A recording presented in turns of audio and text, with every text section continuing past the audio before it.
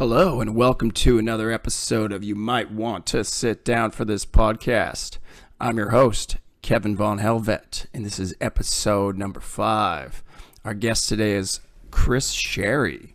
Chris actually did the art for my podcast, which, if you've seen it, is so sick, which was so rad, because I reached out to Chris. He's a legendary, iconic artist for so many bands.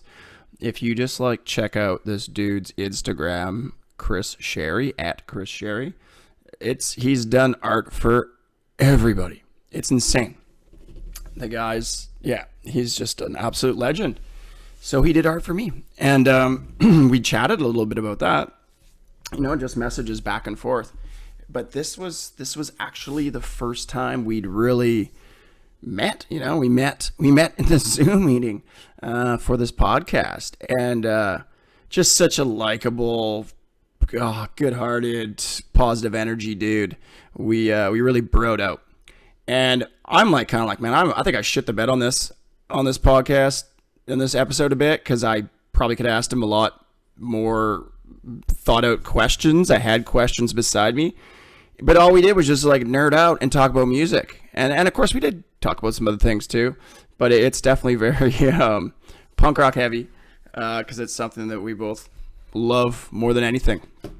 And I'm going to be playing a little bit of Descendents music on this podcast, because Chris does all the art for the Descendents /all. And it'll be coming from the album Cool to Be You, which is a Fat Records album, because I got permission from Fat to use all their tunes. And I actually had a little email exchange with Bill Stevenson, drummer from Descendents All, and Black Flag, no big deal, because Chris connected us to get that permission. So thanks, Bill. Thanks, Descendents. Thanks, Chris. Thanks, Fat. Definitely getting really stoked on this thing. Meeting some really cool people. And end of the day, Chris's story is just really cool, because he's just a huge fan of music and a huge fan of art. And he took those two things that he loves the most, and he's doing it at the highest level you could possibly be doing it, meeting the people that he wants to meet, doing art for the bands that he loves, and just living a pretty cool life. And I hope you dig this episode. Thanks always for listening. Please feel free to subscribe, whether you listen on Spotify or Apple or Amazon, or you watch on YouTube, or you're checking us out via Comedy Here Often Network. Please subscribe, please share right now, because I'm in Facebook jail for apparently inciting violence and destruction of property, because there's a Facebook post on our Vancouver comedy page about a get-together, because the Kino club, that's basically been doing comedy for longer than anywhere in Vancouver consecutively, is closing down, sadly, because of COVID. And I was like, we should party really hard and just burn the place down, and then the owner, Steve, can retire off the insurance money, which was a joke. I was not actually suggesting that people burn down a building. Do not burn down buildings or commit insurance fraud. I would think good old Zuckerberg would have figured out how to create an AI that could sense sarcasm, but I guess not. So I'm in Facebook jail, but I'm not in podcast jail. So what up? Thanks for listening. Thanks for watching. Check this episode with Chris Shary.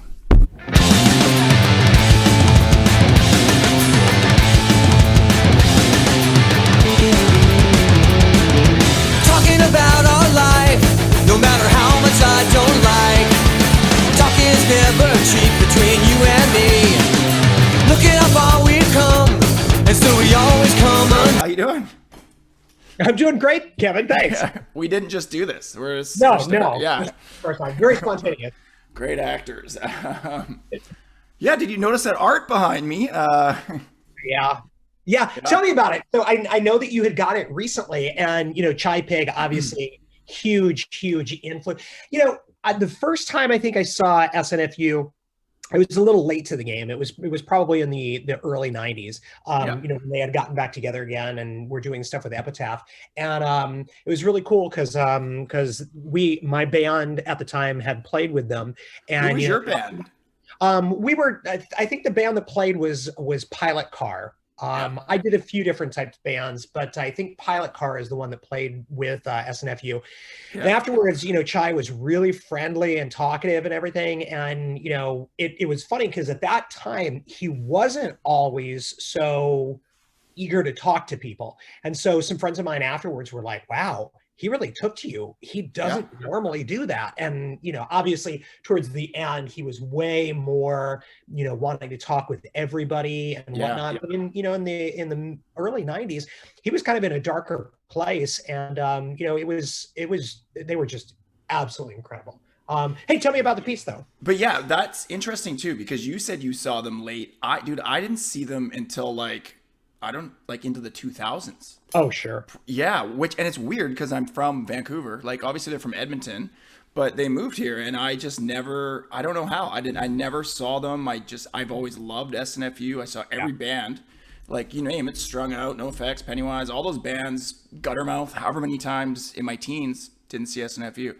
Yeah. And like it was rad that I ended up getting to be buddies with him because he was always around. We could just go find him. I'd be to my friends like, you want to go find Chai? There was basically like 3 bars or haunts he'd always be at. Right, I know. Yeah. One was a karaoke venue, which was dope too, because you could actually watch Chai sing karaoke. I've got video of him singing "The Passenger" by Iggy Pop. Whoa. Which is really cool. Yeah. And he really took to me, like you were saying. I don't know what it was, but we just got to be buddies. And I have an SNFU, the original. Someone else wanted. What is it? Yeah, someone else wanted to play. Yeah, but the original art that I think they got kind of threatened. They had to change the art. Yeah, because the original photograph they didn't have permission to use. So then it had like the 3 or 4 other covers. Yeah, so I have that sticker on the back of my chair and on the wheelchair, and he signed it. And anytime he thought it was so cool, if like I showed up and knew where he was, he'd be like, Kevin, come here. Show him the back of your chair. And it was just, I don't know. It was the coolest thing, man. He was such a sweet dude. Like, I'd run into him and be like, yo, it's my buddy Nick. Like, Nick loves SNFU. It's his birthday. Can you call him? Like, let's sing SNFU songs to him and Chai. Like, I'm like, he was so cool. I asked way too much of, like, my hero. But he was always, like, just such a nice dude and so down for it. And, like, but yeah, so this art, Chai Pick a Course, SNFU, passed away for anyone who's not following. But my buddy, like there's a SNFU fan page on Facebook, which is really cool. Like it's mostly just all positive stuff. And it was there before he passed away. And I saw that on there and I'm like, dude, this is sick. Like, wow, that's the best piece. And then didn't really notice at first, but I'm like, what? Like Trev did that? I went to high school with Trev. That's so cool. Yeah. So I reached out and I'm like, bro, I want that thing. Like, dude, hook me up. And, he had somebody had already wanted it, like Chai, who did Chai's book. I actually have Chai's. This is cool too. Chai at one of the shows I saw basically leaned over on stage and gave me a signed copy of like still in the bindings, like a rough draft of his bio. So I've got that with notes and stuff in it. Yeah. So cool. Yeah, man. So I found that the other day and I was like so stoked. So yeah, I got to do something with that. Put that somewhere, put it in a frame, something like that. Oh, for sure. Yeah. So it was just really cool to see my buddy he did it. And then, but it was the guy who did that book had sort of dibs on it. And then I don't know what happened there, but I ended up getting it. So I got the original, which is cool. Good for you. Good for you. Yeah. And this is cool too, where I'm really stoked. Like I probably struggled a lot during the pandemic. Like it just shut down my business. I couldn't travel. I couldn't speak. I could speak, but I couldn't go out and do presentations and stuff. But yeah, so I mean, it got to the point where I'm going, I don't know how I'm going to almost pay my bills. Like it was getting really worrisome. And fortunately things start picking up, but I applied for a government grant to help shift my business. So that's what we had here in Canada for small businesses. And it was like to do a pivot, which for me, I'm like, well, I'm going to do this podcast. And I actually had to make like a list of things that I needed for the business. And I was like, well, I need art for my, for my studio. As people are going to see it, you can't look like a hobo. Yeah, man. So what's cool is like, and then, I've gotten, I want to talk about this too, because I've yet to pay you. So I'm like, just know I'm a good dude. I'm not screwing you around on that. Yeah, no, that's fine. Worst timing ever, right? Like, but I'll get to that. It's like, but yeah, it's just cool that I've been able to, like, I've got a friend doing a website for me. Chuck from Mad Caddies is doing a theme song for me. You know, I'm putting money into artists' hands. I'm putting government money into like punk rock artists' hands. That's so rad. I'm like, yeah, dude. It should be, right? It should be. And the best thing about it is I'm not like I can say this because I'm not sort of doing it shadily. Like I actually said, this is what I need. Right. And it was approved. So I'm really happy about that because artists a lot are struggling right now. Well, right? and it's really cool that the government is getting behind that in Canada and like is wanting to help promote, you know, artists and performers doing things when in a time where, you know, like you've been kind of robbed of your livelihoods. I mean, that's really impressive. I don't want to give them too much credit, but I maybe don't want to diss them too bad either because I don't know if they can take it away. Yeah. I'm really because I do comedy too, right? Like, and I'm really fortunate that with speaking is, I don't know, a lot of my comedian friends, they've been around a long time. They don't have a registered business. They just kind of do it on the side, right? Like, they're paying taxes, but they don't have those little things in place. So a lot of artists actually are not able to get this, which sucks. And I'm hoping the government does open it up to more people. Cause I was surprised I got it and I had to kind of fight to get it too. Like not bend the rules, but they're easing some of the guidelines, I guess, or whatever. Right. So hopefully, hopefully more artists get it. It is cool. I don't want to say, but it's not every artist, unfortunately. Right. And hopefully it will be. There's no way around. Hey, hang on a second. Hey, Newbie, take it easy. Take it easy, buddy.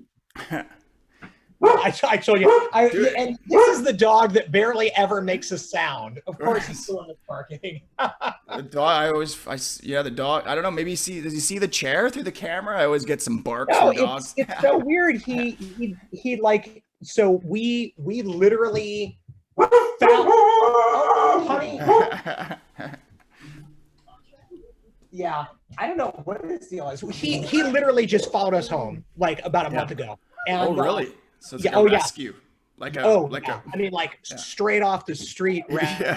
Came up to the front porch and was just like, he was just absolutely like he had nothing. So we took him, you know, we took him to see if he had a chip or anything, and he didn't. And, you know, he had no tags or anything. And we have no clue what his story is. But, you know, now he's here with us and we're taking care of him. And clearly he was really neglected and abused. And, you know, so he's just very skittish. But, What's his name?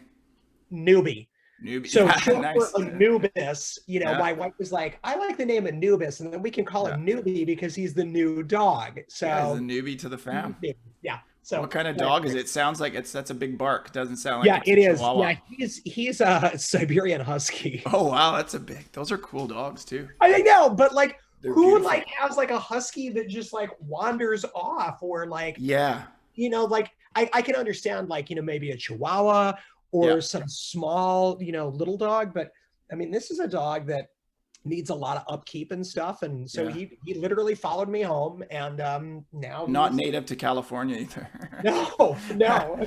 It's husky. So where yeah, man, that's so cool though. But good for you. I mean, that's you know, he obviously found a happy home, right? Good people. He did. Yeah. And we're very pet friendly on this. Like I was recording a show with Chuck yesterday, and my cat, I messaged you yesterday, the cat jumped in my lap. So that was one. I was like, Zeke, get off me. Yeah. And then the other cat, Karma, comes in, and they're basically like scrapping at my like feet. And I have like a poster. Like I watched the thing yesterday, and I've got this poster, and I'm kind of like, get out of here. Like, and Chuck was in the middle of this story, and I was like, I don't want to like go like, hey dude, like Chuck. I just pretended like nothing was happening, but broke up the cat fight. But now for anybody, if I don't know when these are going to air, but you know, in what order, but if you're ever wondering what was happening, I was breaking up a cat fight. Yeah.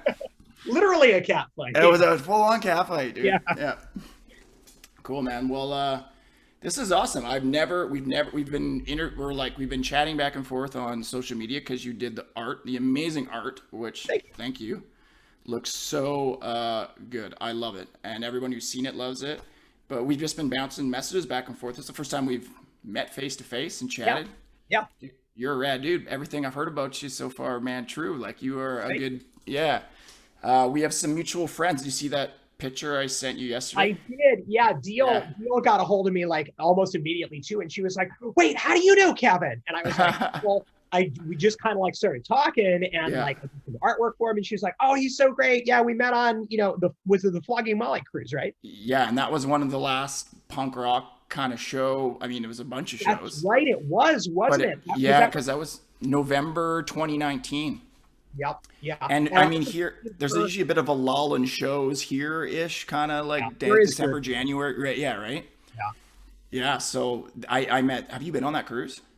No, I haven't. It's funny because like as much as like growing up, like I loved Popeye, like I Yeah. wanted nothing more than to just be like, yeah, let's go to sea and let's do and Yeah. like and I really feel like, one of those people that like doesn't think that they have limitations. Like I can kind of do whatever, at least I think I can do whatever.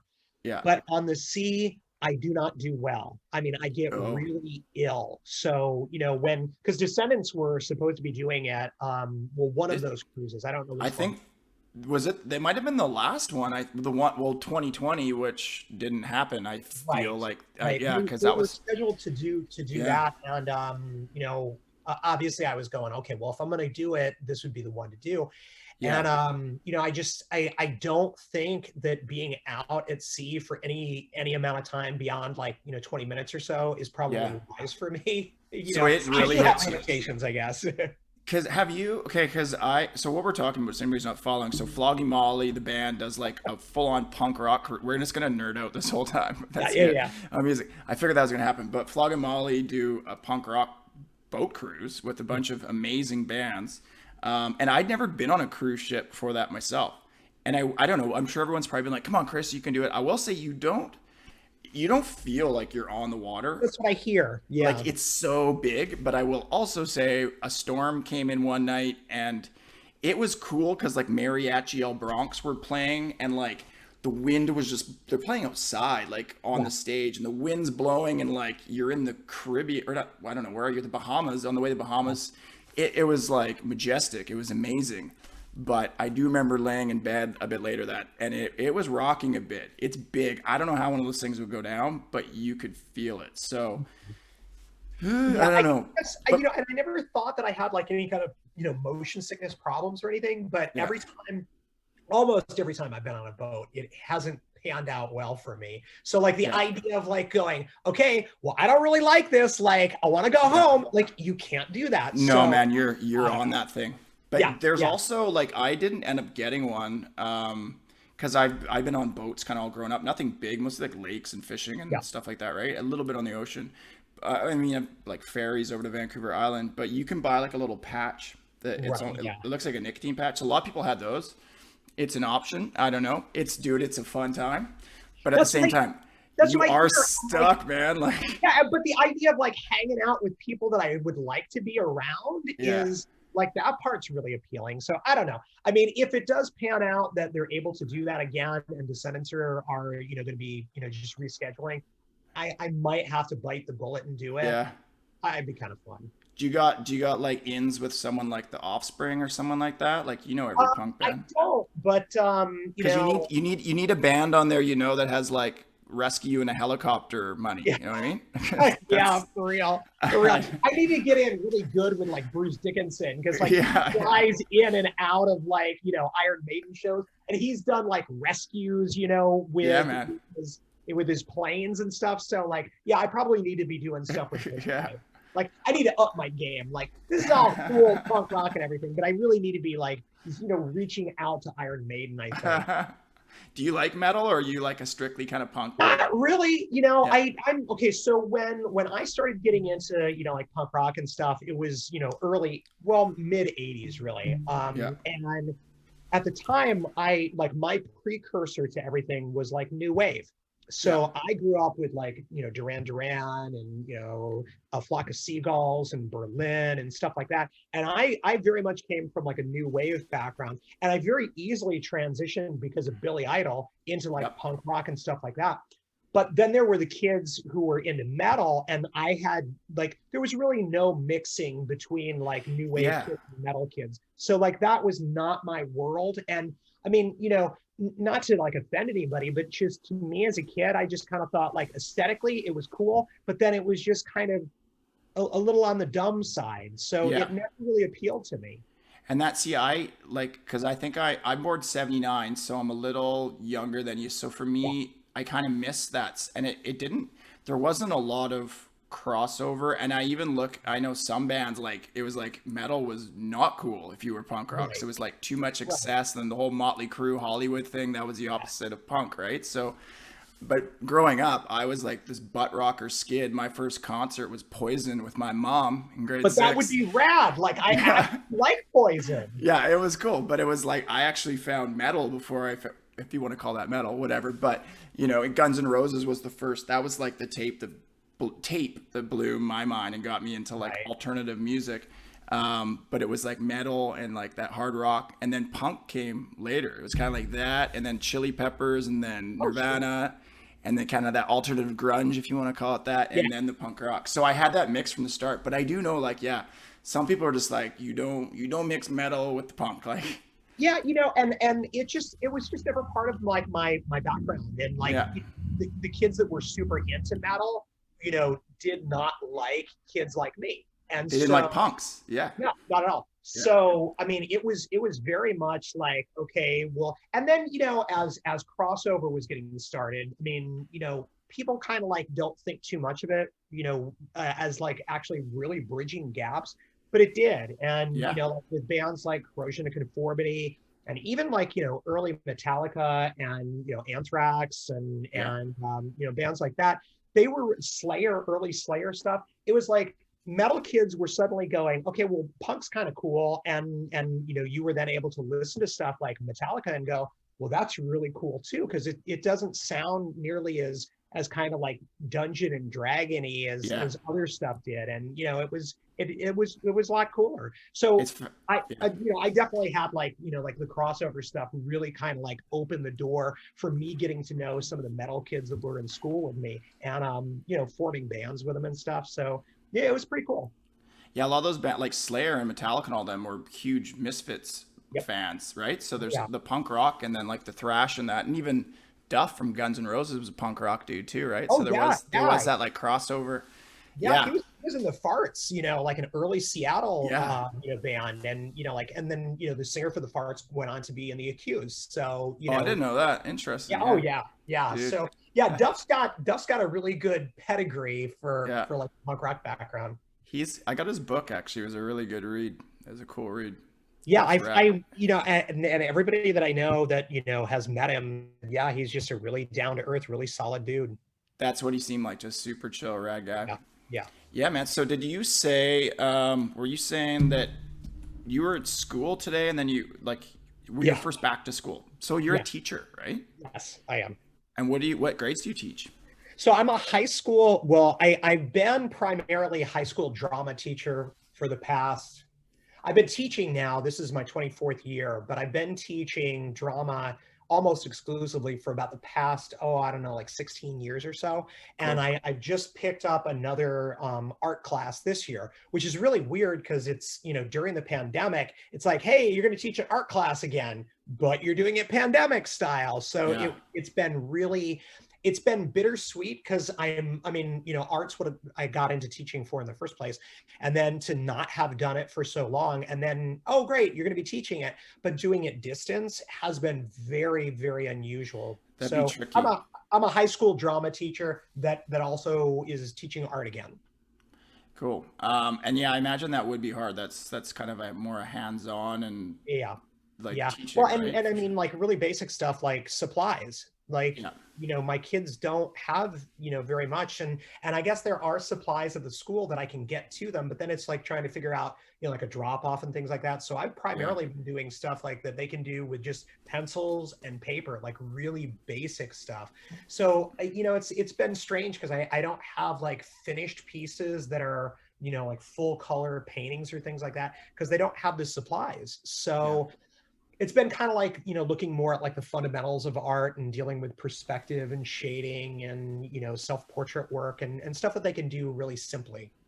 It's probably a good thing though, because I mean, the art's therapeutic, right? So I Yeah, imagine the kids are struggling. You've probably seen the kids struggling through this, whether it's it's been distance or tough. not, Yeah. right? It's got to be hard. I know I'm concerned. I'm in schools all the time, and young people are struggling at the best of times, let alone with the pandemic, away from their friends and just that structure and everything else. So cool that they still have that outlet, because it's a time when we need outlets. Oh And yeah. man, I noticed that you're like, just following your social media. You look like you're drawing. Are you just drawing all the time, man? You look like you're drawing a lot. Yeah, I really am. I mean, I've been doing, I typically do a few drawings each day. I mean, it's Yeah. just kind of like what I do. And for me, it's kind of compulsive.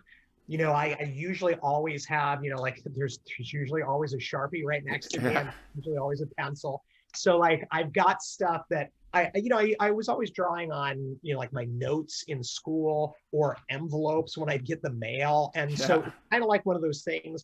And with my Sharpie drawings that I've been doing, that really started because I always have Sharpies around, and it's like it's the most like accessible, easy thing for me that really I always have them. So I don't have great material that I work with, but it's the compulsion to draw. So yeah, I in fact I just did this Green Day I drawing today. just saw that. Yeah, I was gonna I ask you. just did that. But Yeah. like while I was waiting to do this, I was like, I've been really wanting to draw that. So I got out of, my album, put the album up, and then went, all right, here we go. And so I draw compulsively. Yeah, I saw that because I was like, because you're like, I'm done school at 3, and then I was like, okay, we'll shoot for 4, and then I'm like, okay, well, he's drawing right now, cool. So he's gonna be coming on soon, and I was also wondering, I'm like, so like your inspiration, you just hear a song and you're like, okay, I'm stoked on Green Day right now. I feel like drawing some You know, Green Day.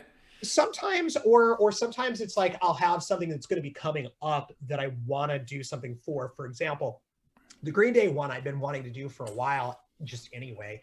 But we're going to be doing. There's this punk rock and paintbrushes book that's coming out Cool. really soon that my wife and myself are in, and tons of these really great artists are in as well. And they're doing a book signing in Oakland next month. And so the record store that they're doing it at, 1234 Go Records, it I don't know if somebody from Green Day is an investor in it or what, but they've always got, like they've got like records, like gold records and stuff like that in the store of Green Day. So there's some sort of tie-in. And I was like, that was one of those early East Bay bands that, were obviously broke open, like the punk rock community in Yeah. the East Bay. And so I thought, well, I want to do a few like East Bay pieces for that signing because they're also going to do an art show to tie in with it. So, for me, a lot of times there's an art show that's coming up, or I might have just like stumbled across like a picture of Lemmy that I go, oh, that's Yeah. really rad. Like I want to draw Dude. Lemmy today. So Yeah. sometimes it's just like something strikes me, and I just have to do it. I heard the Lemmy. I was like, I gotta show you.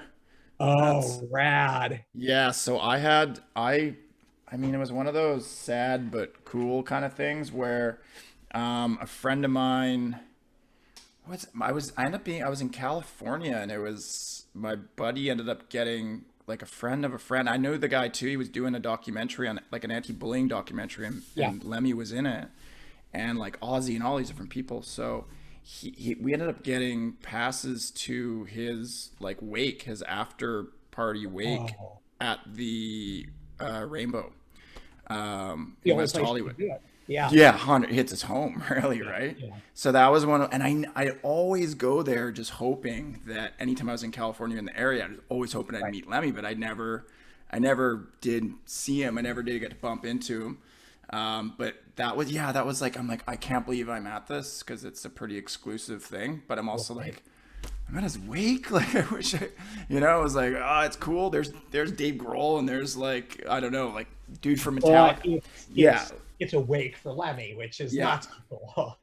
Yeah, man, and it was, I think, one of the coolest things. I was hanging out. I was the drummer from the Damned, and like just old buddies. One of the guys, I guess, who did part of his eulogy, because I think a couple different people did it, Yeah. and there was like something where everybody was signing up on the wall, and I couldn't. And they're like, "Did you sign it?" I'm like, "Oh, I can't reach it." And they're like, "Dude, we got you." And like his bros, like under the armpits, just lifted me up out of the wheelchair, and I got to sign it. I'm like, "This is legendary." Yeah. So this was, yeah, all these things that I've been finding, all these little knickknacks. Like, man, this place is like a punk rock and metal memorabilia.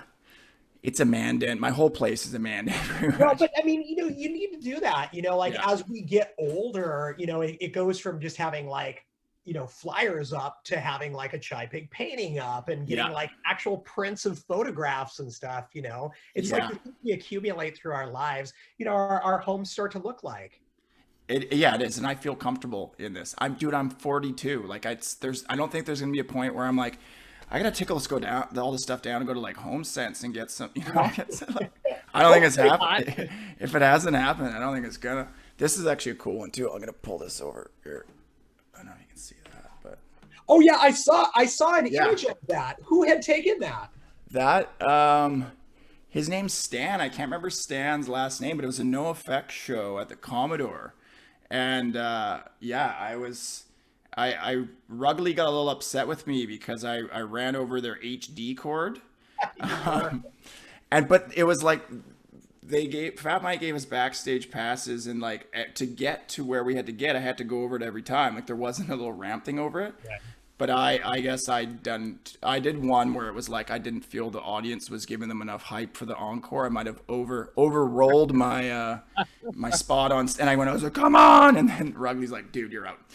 So I'm like, "Oh, no, I'm like," and I was like, "I guess I'm just gonna do a crowd surf." So You might as like, well. you, like get me up, right? So they got me up, and yeah, this guy snapped a shot. Like 5 years later, I'm produce shopping, and this guy's just like, "Hey man, this is you, right?" I'm like, "Yeah." And the guy's name is Stan. It's not far from me. He's friends That's with so cool. Limo, and I imagine the guys from No Effects, and he ended up hooking me up with the picture. And Well, yeah, I don't know who it is lives up in Canada that works for them, because I know Limo still lives up That's this. Yeah, he lives That's not far. He lives on the Sunshine Coast. I think he was in Vancouver before, and Sunshine Coast is it's not too far from here. Yeah, we were on the Warp Tour in, I want to say 90. I was somewhere in 99, and we had a day off, 4th of July, and we were up in Canada, and it must have been Limo's place that we had gone to, because we just, it was out on like a lake area, and Yeah. it was just a beautiful day. It was, and like one of those things, like we just so happened to be there, and like Yeah. that was like one of the highlights of the tour, was just hanging out in Canada for the day. That's sweet, man. And do you? Yeah. So who were you? You were touring with your band, or were you touring? No, I was out with all. All, yeah, nice. Yeah, all were on the tour, and I had talked to them beforehand, and I was like, "Look, guys, as a teacher, I've got my summers free. I Yeah. want to go out the road, but I'm not trying to like say, well, I'm going to do merch or I'm going to help you Yeah. with vote-ins." I said, "I don't want to do anything, but if Yeah. you have a bunk, I just want to go and like I'll hang out and I'll make sure that you guys are having a good time. Like I Yeah. will you laugh the whole time." So they were like, "All right, well, we've got a bunk, and like, yes, you can come." So I was like, "All right." Sweet. So it was just hanging out. So Nice, man. it was like such a great summer, because like I had no responsibilities. It was like Yeah. get up every day and just like hang out and watch bands I want to see. Go see punk rock. Yeah.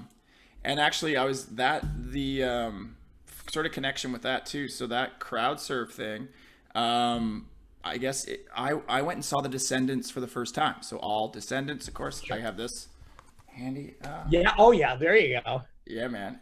You drew that as well, right? I did indeed. Of course, yeah. So this is an amazing documentary, by the way. I love this. I've Oh, watched yeah. it so many times. Yeah. But I hadn't seen Descendants again for some reason. I don't know. I just always missed them. And they were down in Seattle, and my buddy and I went down, and it was an amazing show. Happened to be, I feel like it was the day after like Trump got elected. So I don't want to get I don't want to get political on the show at all, but let's just say people were a little bit rowdy and upset. Yeah, there was something in the air that night. It was a crazy show, and they just Well, it's funny, and again, not getting political, but like like Phones right before off. the election, my students were like, well, we're kind of like, what's going to wind up, happening? And I said, I don't really know. And Yeah. like the day after, like some of my kids were in tears because they were like, so many of our friends, are gay couples that Yeah. are they going to say you're no longer legally wed? Are they going to put a ban? I mean, because there was just so much fear about what might happen. Yeah. Yeah, so tense is a really good way to put it. It was, and where it was, the show was actually just, it was basically on around the campus, like Seattle, or what, a campus in Seattle, for Seattle College University. So I'm not sure that's, either. yeah, but like that's a pretty those are not Trump fans, so those are, They're not. oh man, it was wild. Descendants started with Everything Sucks, and that place just blew up. And that's a normal opening song, but Yeah, it really hit I home. gotcha.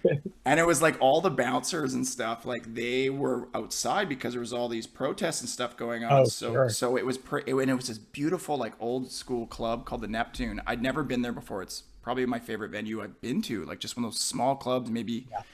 700 people tops. I don't know, maybe even less. And just there was no barriers. It was old school. Like it was just crowd surfing and stage dives the whole show. Man, it was dope.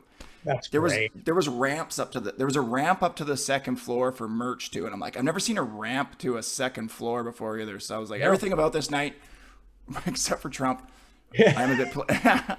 Okay, so I gave away how I feel about that, but yeah, man, that was cool. So that was the first time, and then I remember the next day, like just going back to the border, driving. It's about a 2-hour drive north, Right. and being at the border and just like sitting in lineup and looking at my phone, and it had blown up and it was like TMZ and stuff. Like I guess the video of me crowd surfing had gone Really? somewhat viral, which yeah. Oh, And I think like I don't even know. It was one of those funny moments where I'm like, I was just crowd surfing at a no effect show, and now I'm really tired from a rowdy Descendants show, and I don't think I'm able to go on TMZ tonight, and I don't know. I don't even know if I really want to. Like I kind of do. you would. It's Oh, I just, 100% would. Yeah. there's so many things that like, as a young kid, I was like, no, I'd never do that. I'd never do. And then you get older and you go, hey, if somebody asked me, yeah, I'll do, kind Yeah. of whatever. Why not? You called me on my BS. I wanted to go on TNT. I was bummed I missed it. Yeah, but it was cool. It was like sort of one of those moments where, yeah, you could look it up. I mean, it was in like Russian. If you can still look it up, like Kevin Brooks, No Effects crowd surf, and it That's shows rad. up countries all over the place. Somebody even made like a video, like this emotional, like song. I don't know what, they probably just pulled the song off the internet, one of those stock kind of songs. It's really Yeah, slow, yeah. and it's like the back of my wheelchair, and it's like his favorite band. Like, love No Effects. Never, I don't know. I've probably claimed they're my favorite band at certain points in my life. His favorite band, like all he wanted, it's just to see them once. Poor man in wheelchair gets to do a crowd surf, and this like, yeah, somber music's playing. It was pretty rad. I don't know who made that, but thank you. It was definitely quite entertaining. But yeah, let's talk, man. So I did a little bit of homework, but I didn't do a whole lot because I kind of like going into these things just learning as we go. But what I read, were you born in the UK? Is that right? No, my dad was okay. Well, so my parents, when they first met, my dad was in the Navy, Yeah. and they actually had my brother in the UK. So I actually got started in London, but I wound up coming out in Charleston, South Carolina. So my dad was in the military and we moved around a lot, but I did go to high school. They had the opportunity to go back to England in '84. So between '84 and '88, I was in England, and then we moved to Denver, and I was in Denver until 2001, and then we moved out to Northern California, where I've been since. Where in Northern California are you anyway? We're in Stockton, which Yeah.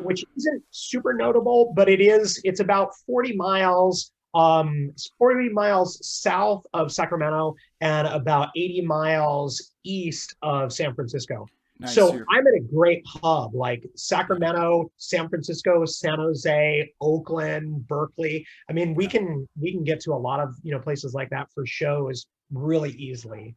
So it's a great place to be. Dude, California, like just living here, and I imagine almost anywhere, like for people who love the music that we love, like punk rock, you know, and like especially like the kind of I think punk rock in general, it's just like, you know, a band will come here and, you know, name a band, anybody, right? So that there might be two, like say Good Riddance comes here and they have, you know, they're playing with Strung Out, right? So that's cool, that'd be a rad show. But you see like the lineups in California and it's like six of like my favorite bands. It always seems like it's like the most epic show I've ever seen. Yeah, that's pretty cool that like that. I don't know, I've always looked at me like, man, I just if I was in Cali, all I would do is go to shows. Well, you know, and the funny thing is like, you know, while we're in Northern California, Southern California is about 5 hours away. And we've got a van. So like I get in the van many weekends when shows were a thing and were actually happening. And I drive down, you know, I do it at school. I drive down to LA, see a band that night, see a band the next night, and then drive back home Sunday. Super fun. Yeah, I've done that. I've done. Doesn't bother me. No, it's a blast, man. You're on tour. You're having fun, right? Yeah. Yeah, I've done that with caddies a few times. Where I'm like, yo, I'm coming along, guys. Like, you just drive wherever they're going and just hit a bunch of different shows. And I figure if you've got a vehicle and like you do really enjoy music, well, you know, don't be complaining that, you know, a band's not coming to your town if they're within, you know, like 4 hours. Why are you not driving? Like, can you do it? If you can, do it. I agree. And it's also cool. Like for me, I'm traveling a lot for when I'm speaking, and I love seeing shows in different cities. I think that's so great, cool. Isn't it? Yeah, because you get to check out the different vibe, just the different scenes, and it's different venues, and it's just kind of, I don't know, there's just something kind of cool and magic that you're like, I got to see so-and-so here, right? Like I got to see them here, and there's bands that I've never even seen it in Vancouver that I've seen 3 shows, but they're all in different places around the States. And it's really great if it's like a hometown show for somebody, you know, wherever that might be, you know, if like you're the bands, you mean like the band's home? Where you would see them as a visitor in your home, but you're seeing them. Yeah. And it's a completely different feel, like seeing, you know, Mike Watt playing in San Pedro, you know, than seeing Mike Watt on tour in, you know, like, you know, Toledo or wherever. Yeah. It's really cool because like that's their people, and the people that then go to those shows might be really old lifelong friends, and you know there's a really cool vibe about that. It's a cool community. I've seen Authority Zero in Mesa, which is I guess their hometown, so that was a really cool show. And then very fortunate to see Dropkicks a few times in Boston on St. Patrick's Day, which is epic stuff.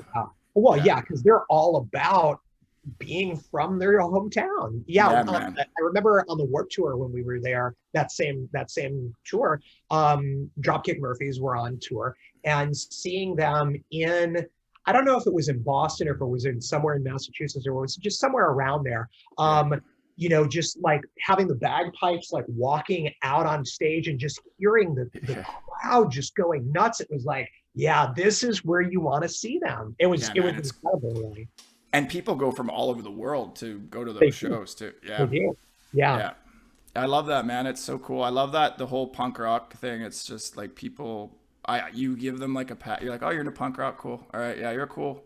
I feel like I was like skateboarders. I'm like, you skate, like you're cool till you prove me wrong, pretty much, right? Like you get a pass. Well, it's interesting because like I find like as I get older, like if I meet people that do have that as part of their background or their past, there's automatically a lot of stuff that goes unsaid.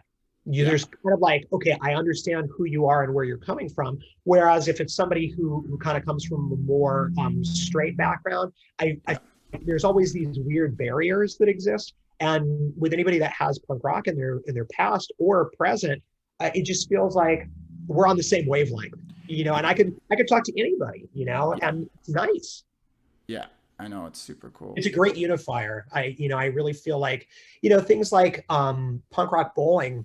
Yeah. I really feel like anytime I'm at punk rock bowling, anybody who's on Fremont Street, I could strike up a conversation with and feel completely comfortable. And, you know, for a lot of the people in Vegas, I'm sure that's the time of their lives where they're like, oh, who are these weirdos? And I'm going, my people, I'm with my people. I remember my first punk rock bowling in Vegas and like going out to the pool at the plaza and it's just like there's like dudes in like Liberty spikes and leather jackets that look like they probably haven't touched water in like a year. You know what I mean? And they're in the pool and they're full gear, and just seeing this family like walk out and be like, what the hell? Like, if you were planning your vacation, that's not the time you want to do it. No, I'd be choked. Like they should definitely be letting that thing's been there long enough that if anybody's booking, they should give, like if they're booking with a couple kids, I guess you could bring kids to punk rock bowling, but there should be some sort of disclaimer that just so you know, because that whole Fremont area pretty much it's taken over. It is punk rock. Oh, absolutely. Absolutely. And not in a bad way. It's not like for anyone watching who doesn't get punk rock, it's not. Favorite time of the year, is then, because it's you're kicking off the summer, and it's like for me, it's like it doesn't get any better than that. Yeah, that, and like going back to the Flogging Molly cruise, like those, I hold those about the same level. They're different. I think the thing that punk rock bowling has is that there's so much music, because it's like you've got the festival, then you've got pool parties, and you've got acoustic shows, and you got all this stuff going on in the day, and then you got club shows going in the night that aren't even bands playing on the main stage. Right.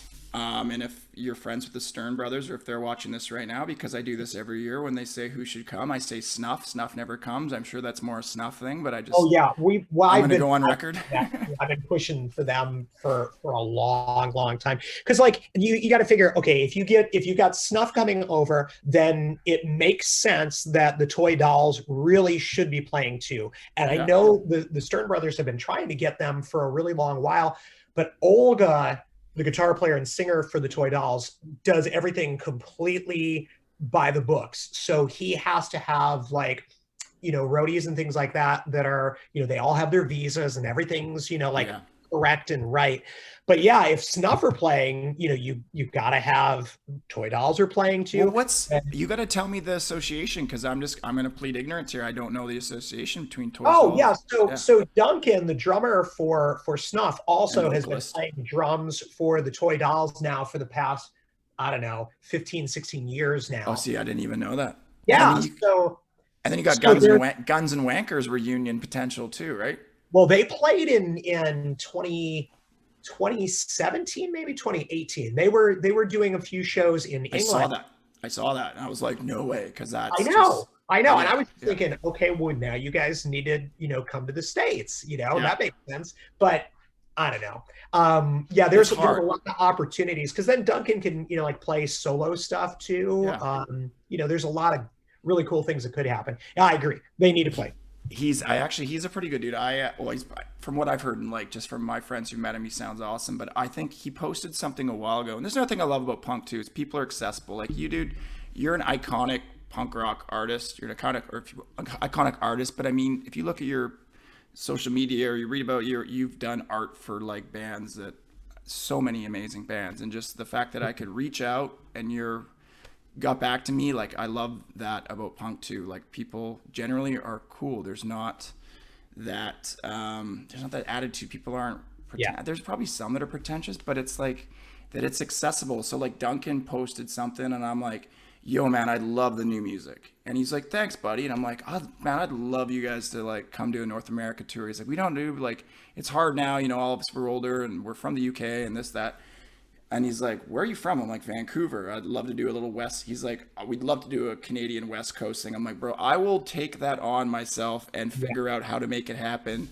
I'll get my Turbo Yugen buddies, because I'm part of the Turbo Yugen. I'll get them involved. I'll make this happen. And he was like, I'm in. And I'm like, I will make sure this rule. I don't care if I'm going to lose money. Like, I'll put my own money into this. But like, I don't think I could book a Metallica tour, or I don't think I'd want it. Snuff. Yeah, I could Snuff, and I'd rather see Snuff. And actually, today was pretty gloomy here. It's really rainy, and I don't know. I was just today. I'm like kind of tired, and even before this, I'm like, I gotta get myself like woke up, and I'm like, all right. So I had a little bit of vitamin D, and I got like a ginger beer here, which is just spicy ginger. It is, man. It's gave me some energy, and I put on some Snuff, and I'm like, that is like the happiest. And I was gonna ask you, like, do you have like you're tired, you gotta get a boost? Is there a band like your go-to that you throw on just to like, it's Chris funny. pumped? It's funny because like Snuff are one of them. Descendents are of them. Earth, Wind, and Fire are one of them. Yeah. They Might Be Giants are one of Madness are one of them. The Go-Go's are one of them. Yeah. Like stuff like that, or like Classic music fan answer. Who's your favorite band? Like, you got 10 minutes? everyone. Yeah. Who am I listening to now? But yeah, they're my favorite right now. But yeah, usually like Descendants or Snuff or Devo. I mean, I could go on and on. Devo, actually, I put random on Devo, and Devo came on, was the first song that came on my little random playlist, and that got me going. Yeah, it always does. It always does. Like Uncontrollable Urge. Like, I dare anybody to just not be moving around to Uncontrollable Urge. And that, I was so excited that they're going to be playing this upcoming punk rock bowling. So I'm hoping I'll be able to make that, and I hope that everything goes well and that they're able to pull it off, because I think it's September now, and it is. And I know I missed the refund for tickets, and I was also like, I want to go if I can go.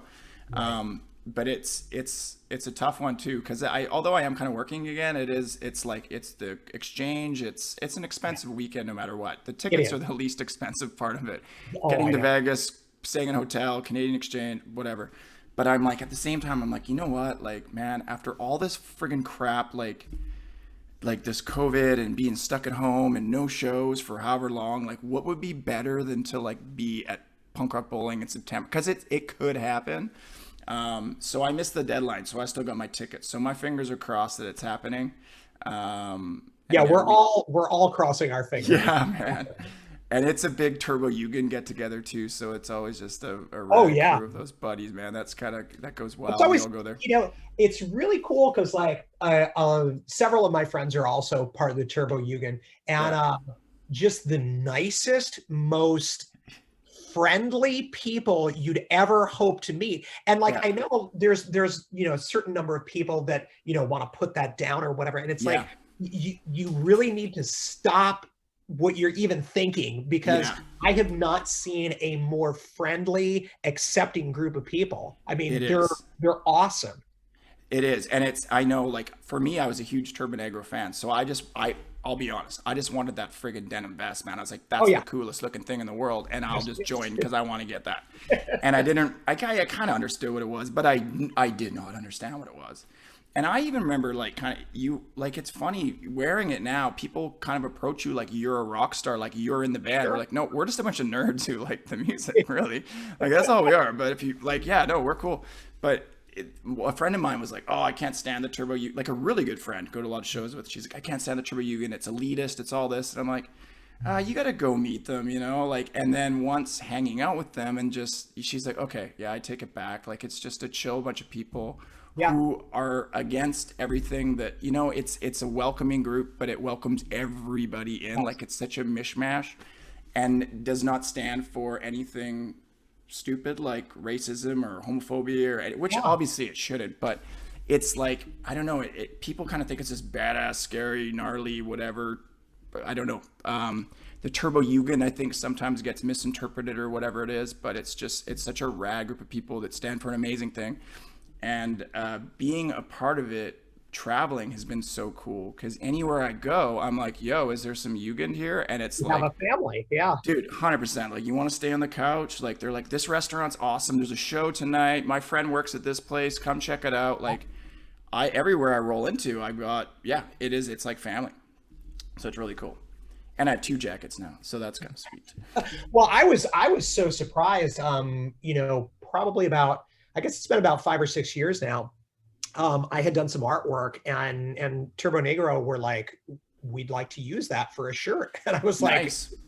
For real? And that's one of those things like that I would have never anticipated doing something for them, but I did. And, suddenly I feel like this kinship for all these other people too. Man. Yeah, I know. It's pretty cool. It's pretty cool. I want to see this art now. Like, I might be commissioning more art from you. German Shepherd, the barking German Shepherd with a red circle behind it.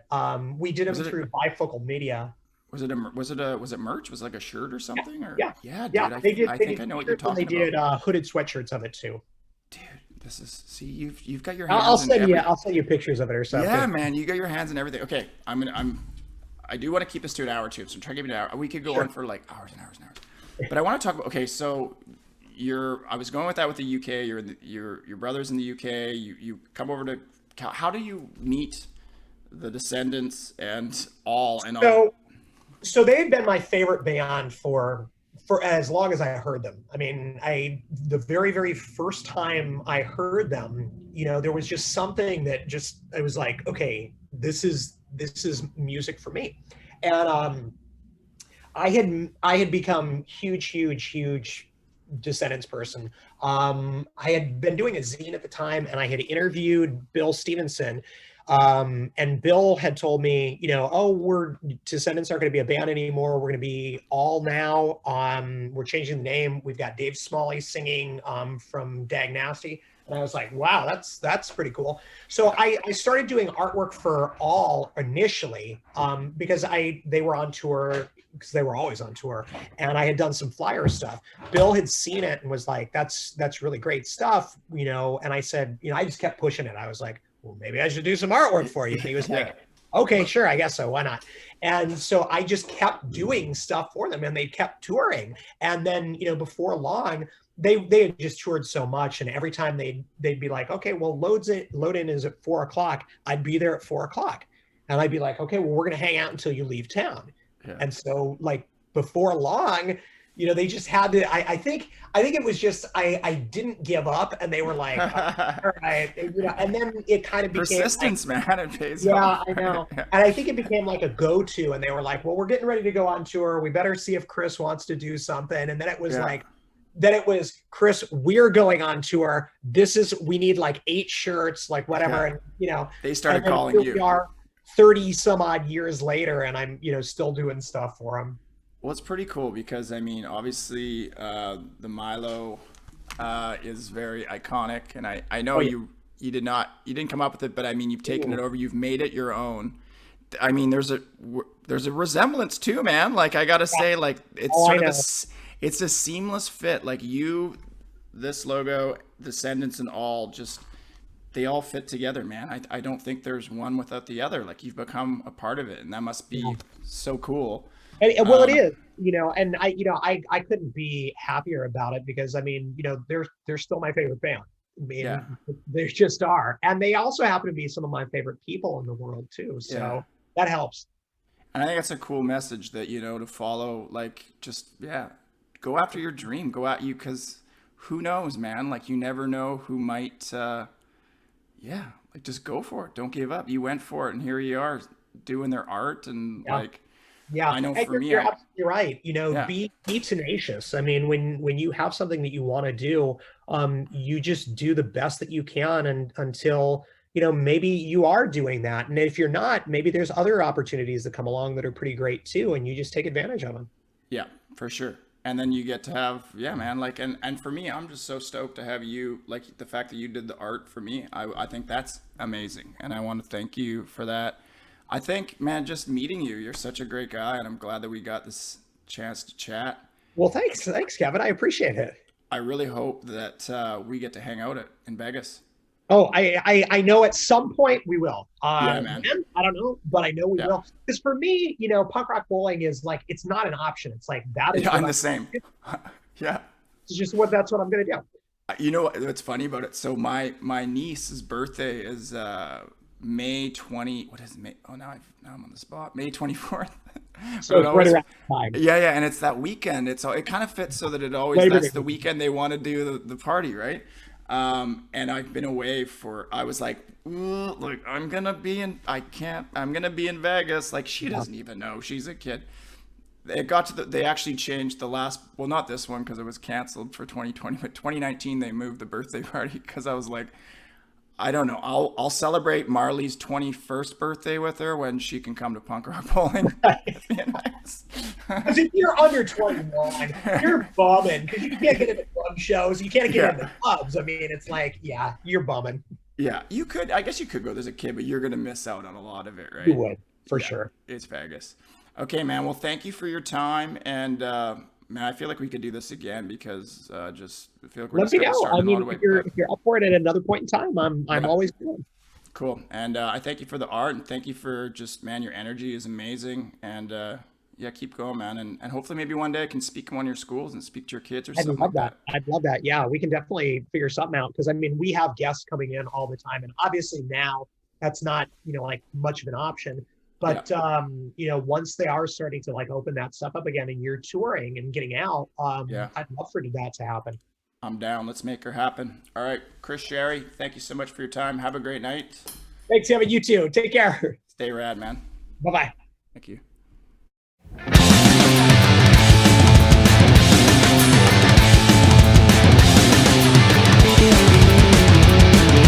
Talking about our life, no matter how much I don't like.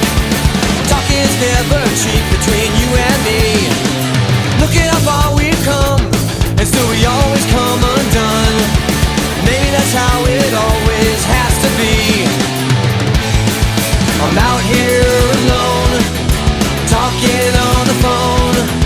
Tensions are rising, it's never surprising. This is the way it goes. Maybe we'll fall in love when I get home.